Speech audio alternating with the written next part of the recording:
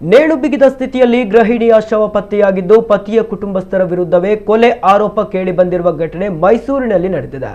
ಪುರಸಭೆ ಮಾಜಿ ಅಧ್ಯಕ್ಷೆಯ ಪುತ್ರಿ 30 ವರ್ಷದ ಸಂಧ್ಯಾ ಮೃತ ದುರ್ದೈವಿ. ಈಕೆಗೆ ಅಕ್ಷಯ್ ಎಂಬುವನ ಜೊತೆ ವಿವಾಹವಾಗಿತ್ತು. ಕೆಲ ದಿನಗಳಿಂದ ಇಬ್ಬರ ನಡುವೆ ಜಗಳವಾಗ್ತಿತ್ತು.